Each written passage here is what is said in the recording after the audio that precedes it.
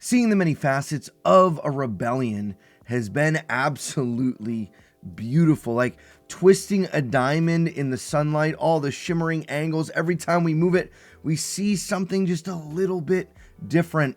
And this episode gives us so many different perspectives of how a rebellion comes about. Let's hop into episode 5. Episode 5 opens in Luthen's shop as we have Clea listening in on all the chatter from all the devices they have just to see what kind of information. Later in the episode, we're going to hear Luthen kind of in the same boat, talking the same way that the ISB is talking, that we have so much information and we don't know what to do with it all. We can't even process everything that we're getting at the speed that we're getting it. But there is something that she hears. She hears a worrying note about a forgery. And I love that the episode opens this way. It gives us a hook right at the front, right at the beginning, that we know something is wrong, a new storyline, a new thing to pull us in. That's a problem. And this is one of the things that is so nice about jumping from these scenes so frequently, is you can start new storylines and new hooks pretty seamlessly. And it puts us in a position where, of course, things wouldn't be smooth and perfect all the time. Stuff is going to go wrong often, and this is one of those instances. Now Cassian is heading to a travel agent, or really not a travel agent, because he's going to get some interesting gear on the way to Gorman. He's picking up his travel bag, which is going to give him all that he needs to know so that he can travel. It's going to include a new identity and a backstory and everything you could imagine. And it's all on audiobook for him to listen to as he gets ready to land on Gorman. He has to go with this new and secret identity so that he can fit in and meet the Gorman front and have a conversation with them to see how things are going. As Syril's talking to his mom on his next call, all of a sudden, ISB shows up. They walk in the door, and he has this surprised look in his face. At the same time, the Gorman front has been listening in on this conversation. As they listen in on everything that Syril is talking about and doing, they must have a really boring life by just listening to the Bureau of Standards all day. But put that aside, we have this moment, though, where Syril is kind of standing up for his people, where I think he's putting on a bit of an act, a bit of a front to make it seem like this is ridiculous, but also he doesn't want them to find the bug. If he's being honest, he wants to keep using this. Part of me thought originally that could this be Dedra sending in ISB to ratchet up the heat to get people moving and more things happening. They're doing a tech sweep as part of the lockdown of what was previously talked about in the episode before this, all to try to keep things under wraps.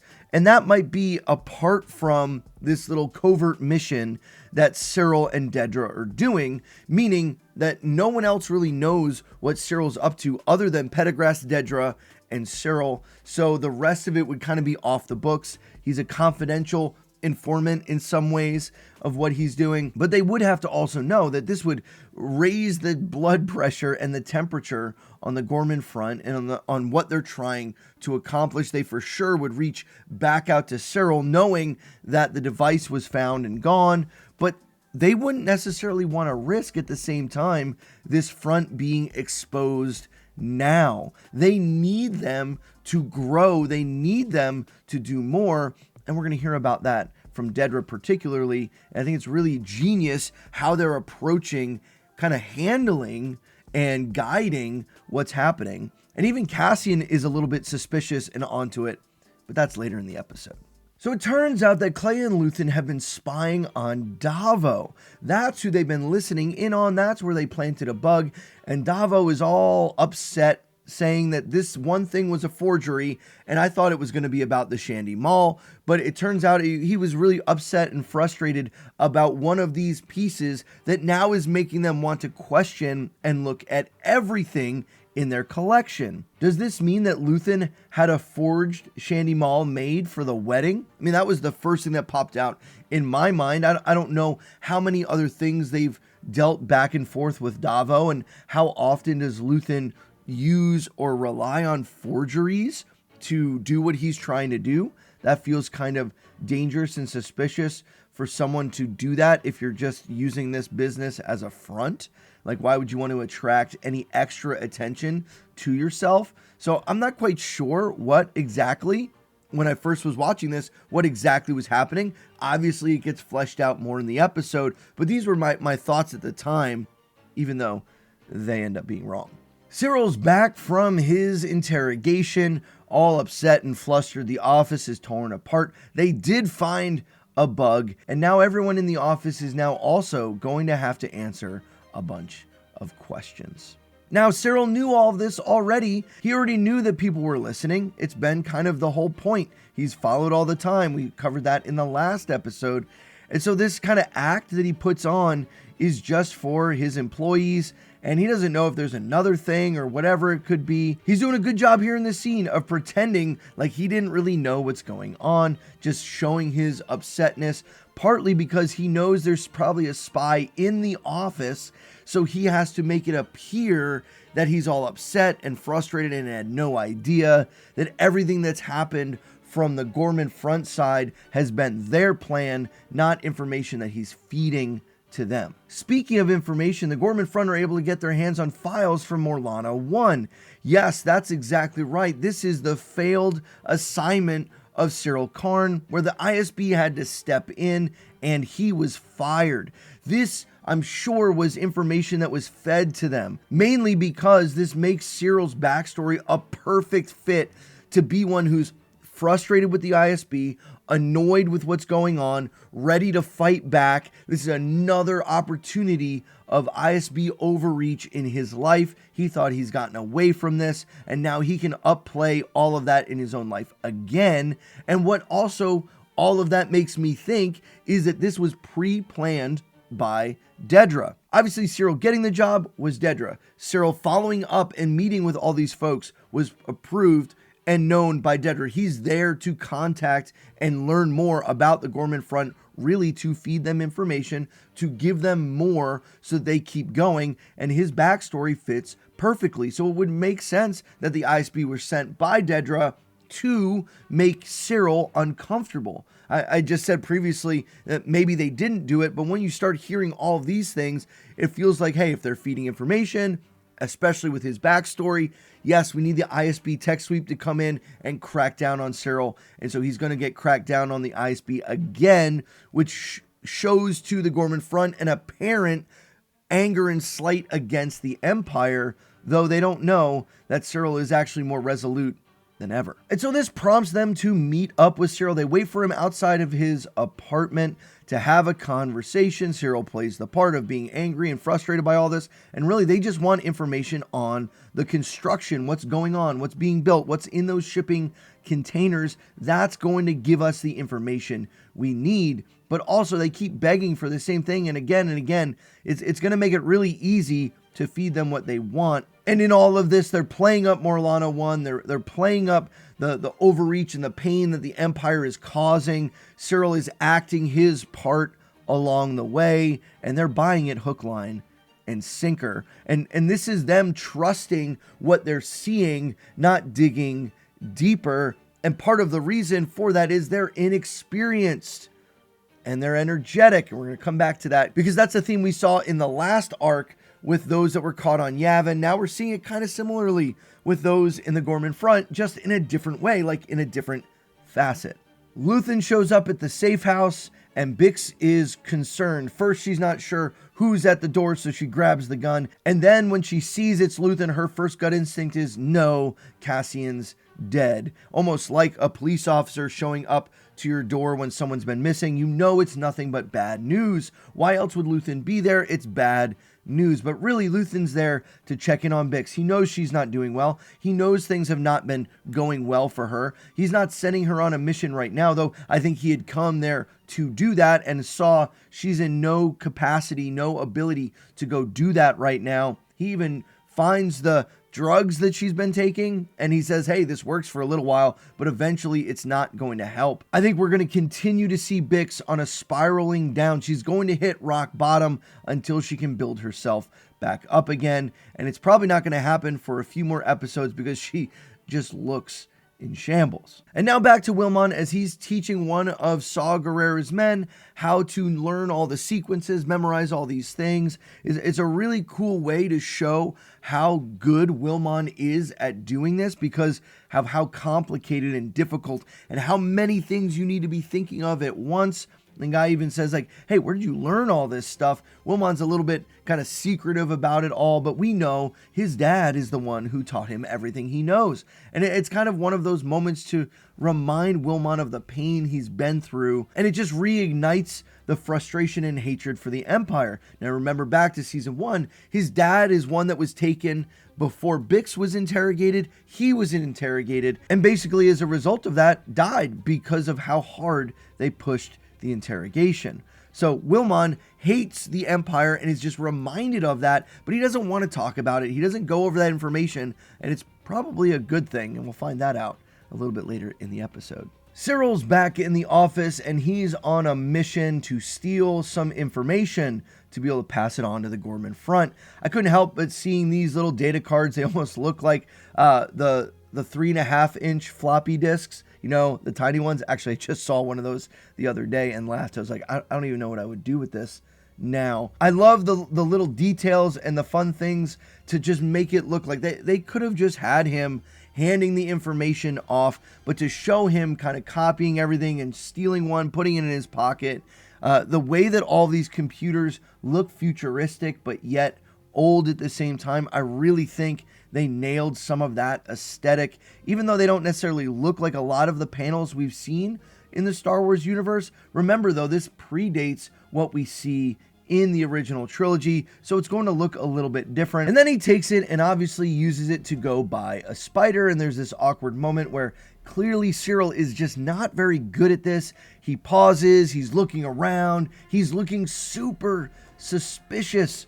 Like, he just looks so out of place, and he drops in the card, gets a spider back as a result. So it's kind of like he's buying another spider. It's the vendor for the Gorman front who's kind of brokering all of this stuff, and he's like, don't worry, no one's watching. Again, are you so sure? Like, you're in the middle of the town square doing this again and again. It just, it doesn't feel very smooth. Their operation is kind of janky, if we're being honest. And now Kleya gets the bad news that yes, Davo is going to be looking at everything as soon as the gallery or the party or whatever it is done a day afterwards. So now there's a ticking clock on what Kleya has to do because they have to move quickly before Davo finds whatever it is that they don't want him to find. Whether it is a forgery or something else, we're still not quite sure at this point.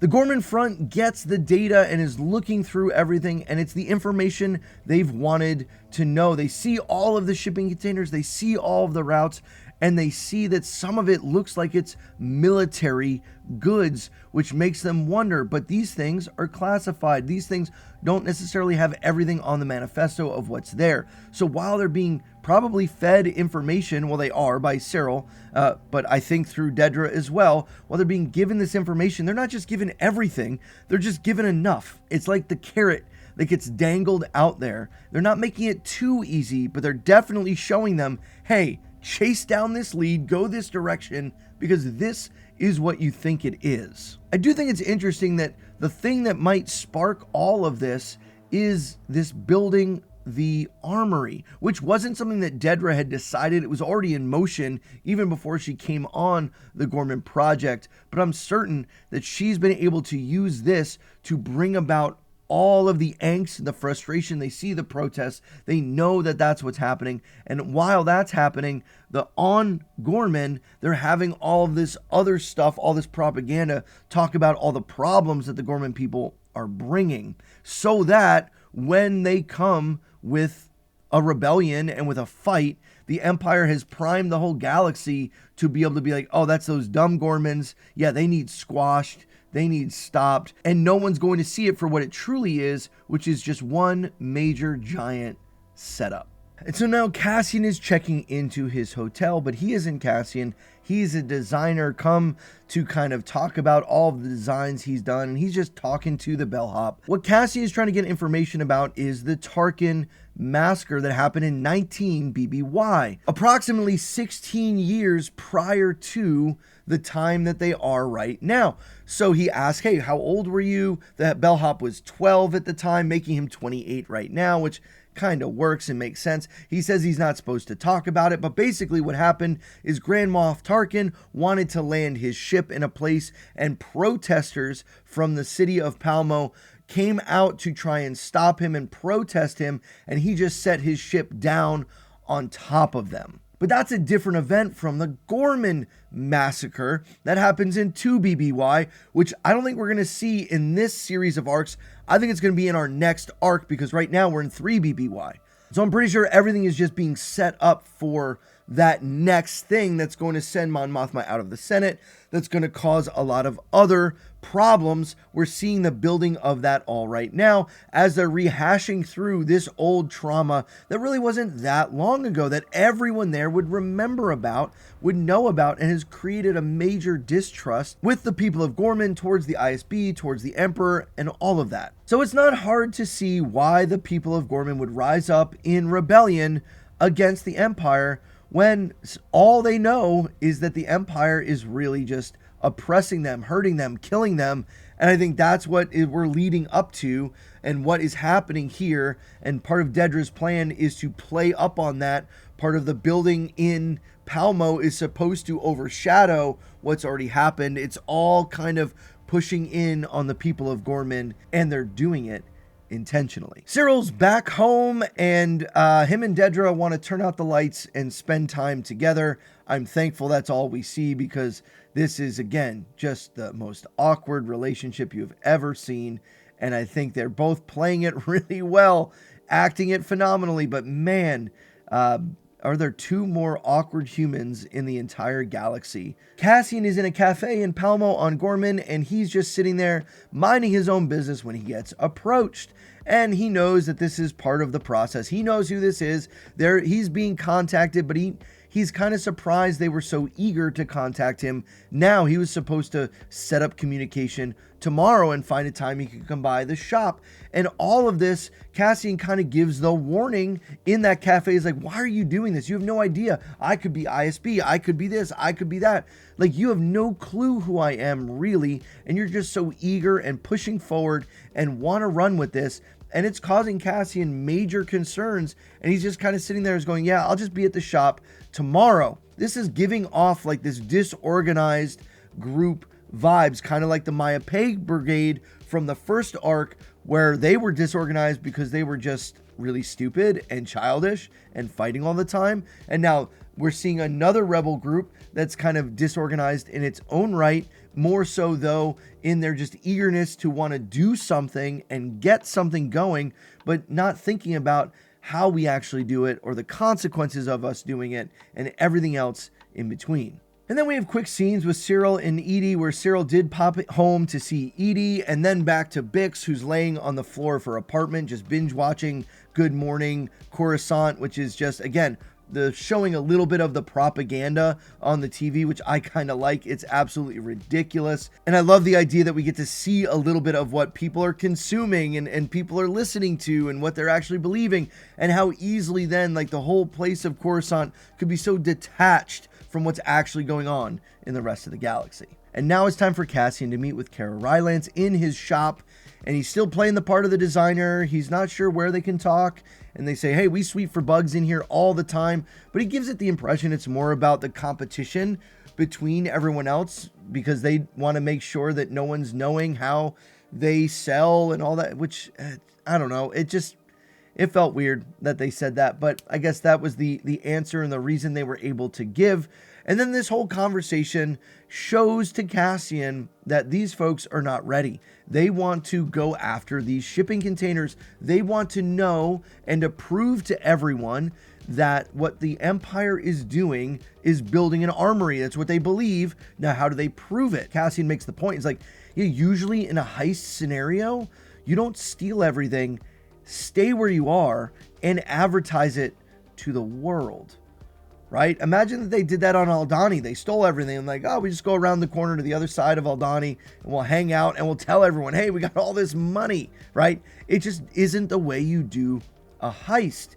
If you're trying to find out more information, you have to expose it. And this is where Cassian says the line talking about how this is the way that the Empire works. They feed you information. How do you know what you're getting is even real and accurate? They're just believing everything they see at face value. This is kind of a meta narrative for this entire show, is that you just can't believe what you're seeing on the screen. You have to dig deeper and look a little bit past it. It's the layer behind the layer. It's the text behind the text that really is what's going on. And it's in this case that Cassian can see a little bit of the bad ending. He doesn't know to the extent of the trap that they're in. And I'm always feeling like, are Syril and Cassian going to bump into each other? Are they going to mention more about their informant, that he had all these types of things? I know they don't really want to give the identity of their informant away to Cassian, but at the same time, it would be absolutely hilarious if Cassian says, hey, I want to meet your informant,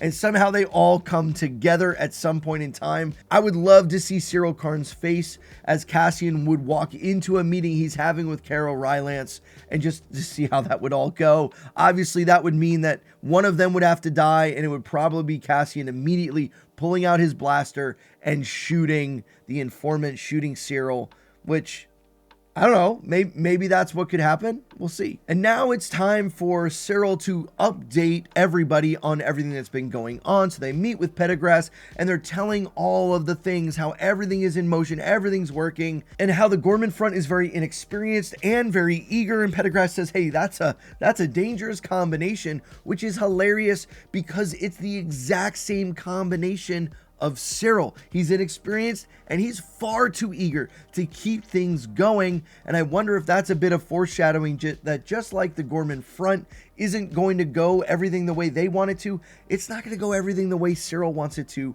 either. We get an amazing line here from Dedra in reference to the Gorman front that they need to see what winning feels like. They need to get a taste for it. They can't just be squashed right away, so they have to be successful. So these trade routes and shipping containers have to continue on the exact same path with the exact same stuff. They have to make it almost easy with little minimal interference to make them think, hey, we can do this. Because if they fail right off the bat, then it might crumble, then it might fall apart. But they need to feel this winning so that they think that they've got some momentum before they come in and get squashed. And the whole scene ends with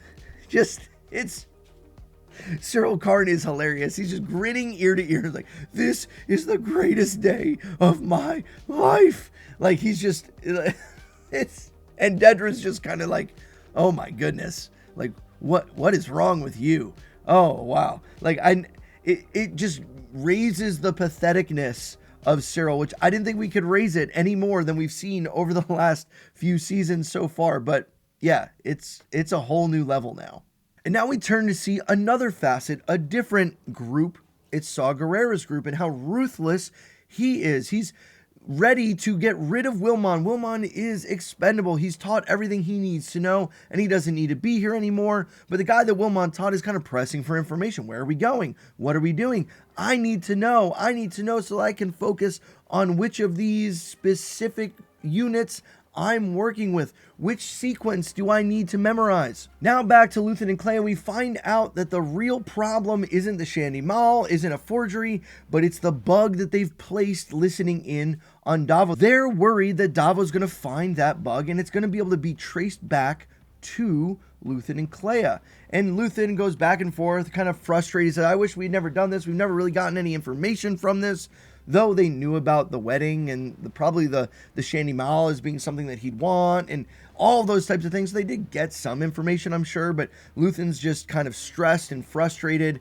And they're like, what are we going to do if he finds this? It's going to be disastrous. And there's a moment where I think we see the ruthlessness now of Clea. She's ready just to blow it all up. I think she's ready just to say, hey, if we can't get that back by the end of the party, you know what we're going to have to do, Luthen. You know exactly what we're going to have to do.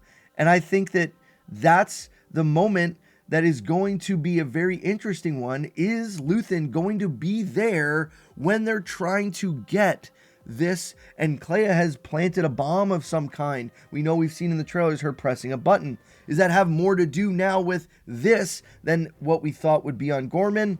I kind of think so, but we're going to have to wait and find out about that.